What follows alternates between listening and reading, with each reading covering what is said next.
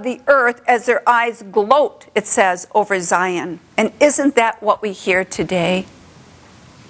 Ahmadinejad speaks of it openly, but many nations hate her and secretly are devoted to her downfall.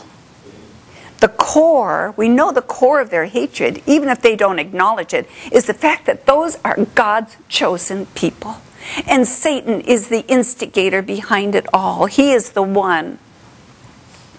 And of course it is their thirst for oil and the rich resources of Israel besides. And one day soon, the nations will gather against Israel according to the prophecy in Ezekiel 38 and 39.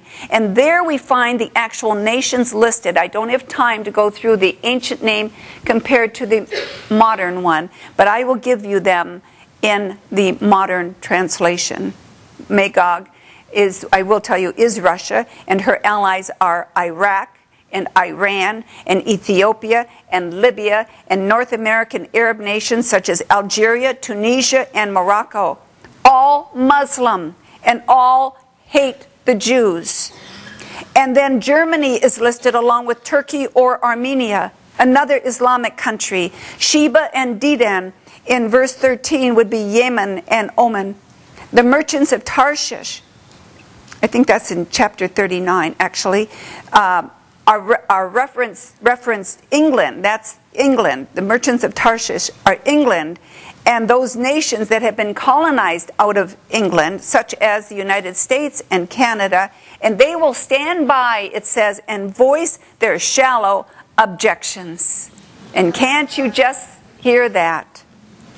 The land that they will come against is described in Ezekiel 38:8 as one that is recovered from war, and a people who have been gathered from many nations. And then, just in case we don't get it, it says, and it's Israel. After being victorious in her war of independence against the Arab nations, and then established as a nation, May 14, 1948, the Jews began to return to their land from many nations. And so we see Ezekiel 38 bringing us right into our current time.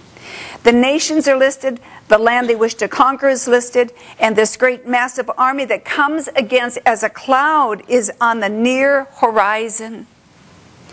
We see the Middle East today in turmoil. I mean, this is amazing. No one, I don't care how astute they are in looking forward, either prophetically or just as politicians, could have ever imagined such a thing that is going on today. And though we may not like their previous leaders that they are attempting to remove or replace, we will hate the ones that will take their place. There is no question that the Muslim Brotherhood is backing and behind these uprisings, and we're going to see that these nations that were somewhat moderate concerning the Muslim religion will move into a full-fledged radical Muslim nations like Iran, bent on destroying Israel and the United States. And everything is moving in a very rapid pace right now, and we're going to see that as the weeks and the months go by. God's plan. We know what their plan was, and that is to destroy Israel. God's plan is declared in Micah 4:12. He says that though they plot and come against Israel, they do not know the thoughts of the Lord. They do not understand His plan. Micah says He, the Lord, is the one who gathers them like sheaves to the threshing floor. It isn't their plan. They thought it was their plan to bring them against Israel. No, no, no. It's God's plan. God has a plan and God has a purpose. Ezekiel 38:16, the sovereign God gives us His plan, and all the way through it's the sovereign God. You will advance against my people Israel like a cloud that covers the land, but I will bring you against my land, so that the nations may know me when I show myself holy through you before their eyes. And in verse 18, he says, my anger will be aroused, and in my zeal and fiery wrath, I declare that at that time there shall be a great earthquake, in the land of Israel, and all the people on the face of the earth will tremble at my presence. I will summon a sword against Gog, who is the ruler that will lead this group. On all my mountains, every man's sword will be against his brother, and God will execute judgment upon them with plague and bloodshed and torrents of rain, hailstones, and burning sulfur on his troops and on the many nations with him.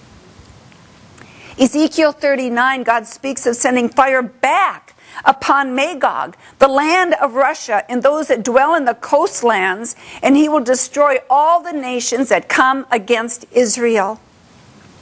So what is God's plan? It is to show all his greatness and his holiness. As from the beginning of time until now, and all the way through, God wants to reveal himself. He said, I will make myself known in the sight of many nations, and they will know that I am the Lord.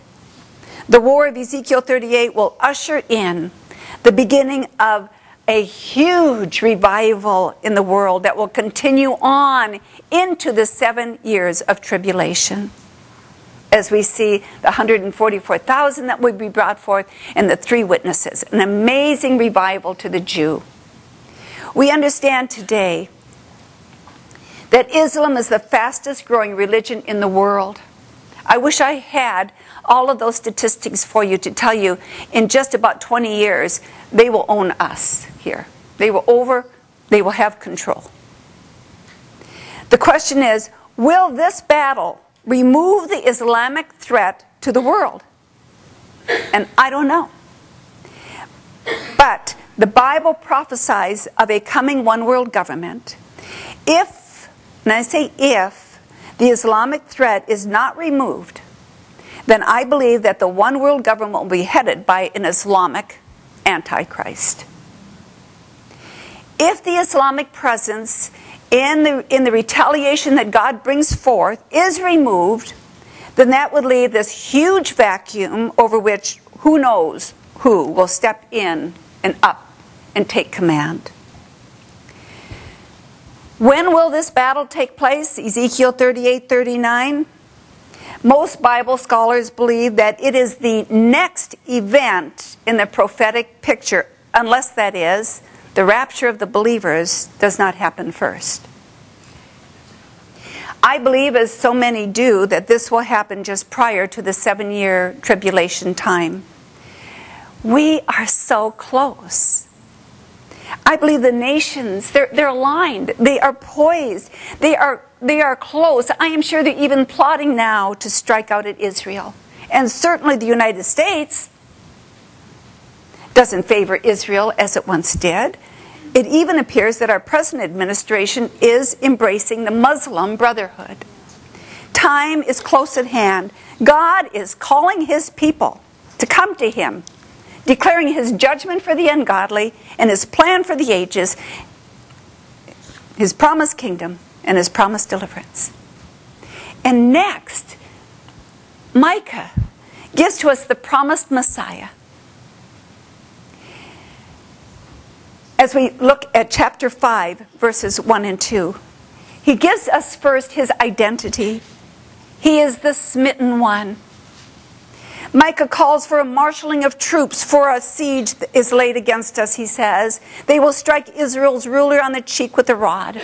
Now one would think that this is just another invasion where the ruler is stricken, but the siege is the rejection of the promised ruler, the Messiah. The smitten one is none other than Jesus Christ. Isaiah 53 describes him. He was despised and rejected by men, a man of sorrows and acquainted with suffering, one who was stricken by God, smitten by him and afflicted. Matthew 26, we see the fulfillment in Jesus as they spit in his face and struck him with their fists, and slapped him by saying, "Prophesy to us, Christ, who hit you?" And again, when they placed the scarlet robe on him and put the crown of thorns on his head, they mocked him, they spit on him, and they struck him again and again. He was the smitten one. His birth, Micah gives us an amazing prophecy. You see, for the Messiah is the Bethlehem one. You, Bethlehem Ephrathah, though you are small among the clans of Judah, out of you will come for me one who will be ruler over Israel. All of these many little towns in that area, one was singled